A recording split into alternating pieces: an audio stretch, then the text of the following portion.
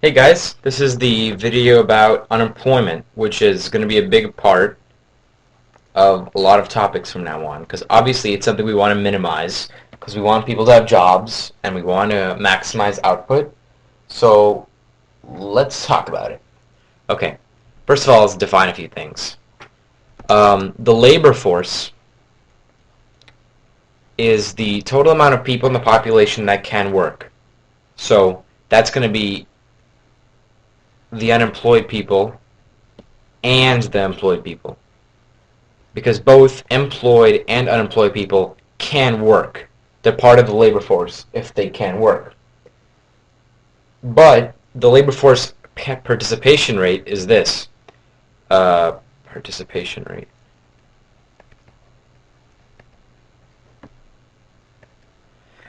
The labor force participation rate is the number of people in the labor force divided by the working age population. So it's going to be equal to the labor force divided by the working age population.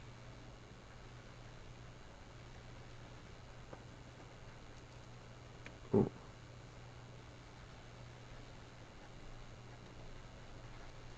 All right. Okay. There's actually a strict definition to unemployed, and this is it.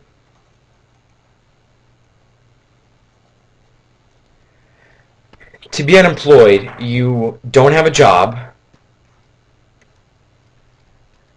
and two, you are actively seeking, or you're making the effort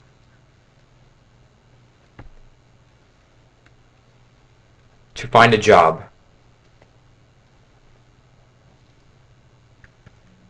in the past 4 weeks.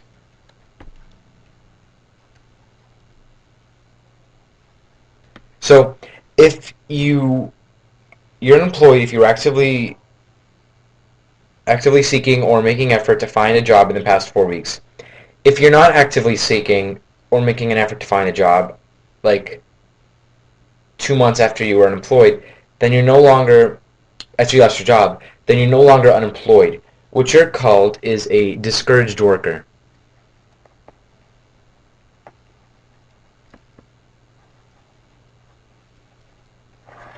All right? So a discouraged worker is a person who has gave up on looking for a job. They've decided that they can no longer find a job, and they're going to just stop looking for one. They're so frustrated in their attempts to find work, they stop trying. They're willing and able, but they can't actually find the job. Let's talk about the few types of unemployment. There's 4 types of unemployment. All right. First is frictional. Frictional unemployment. Frictional unemployment, I'm going to talk first and then write it. Frictional employment is when unemployed workers and firms search for the best worker job matches.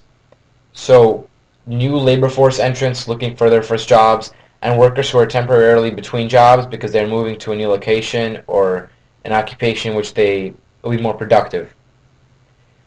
So strictly speaking, this is standard layoffs.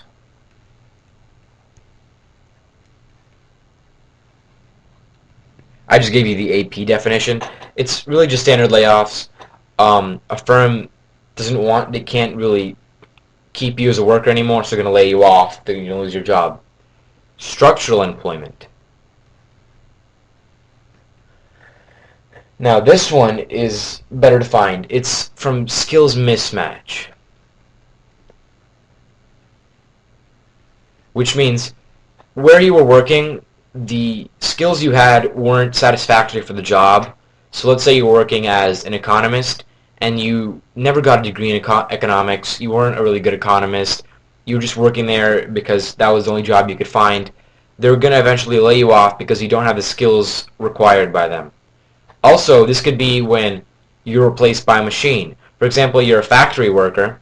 So let me just draw a little factory. Okay, you were a factory worker. And you were working on the assembly line. Let's say packaging boxes. There you are, happy with the job. You're packaging boxes there, and suddenly they laid you off because now they don't need you anymore. They've got the automatic Boxer Bot 5000. I don't know. It's technology. When technology can replace you, you're also going to be structurally unemployed because the technology that has your skills is able to replace you. They no longer need your skills. They no longer need to pay you.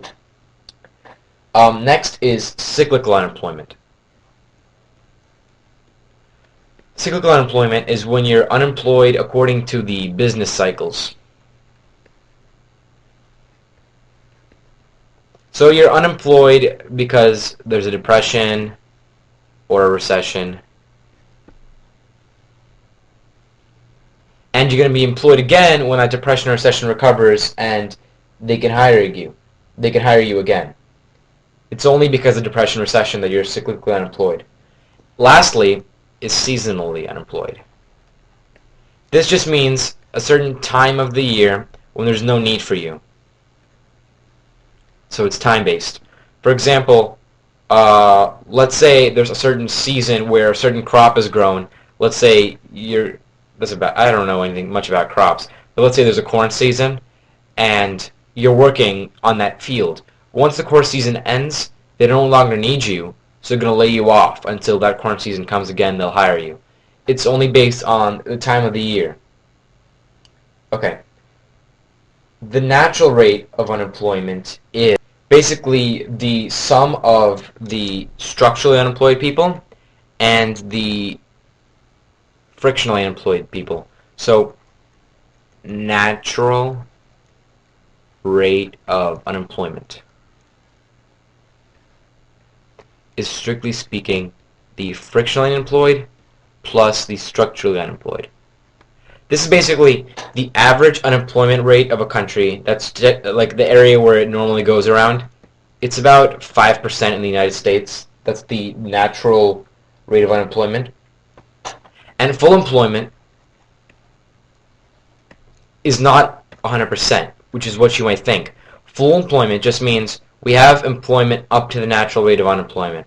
So it's not 100%. In the United States scenario, full employment is going to be where 95% of people are unemployed. Because typically, we'll have 5% of people unemployed. So our full employment rate is 95% of people being employed. That might be confusing, but that's really how it is. So remember remember the four types of unemployment: frictional, structural, cyclical, and seasonal.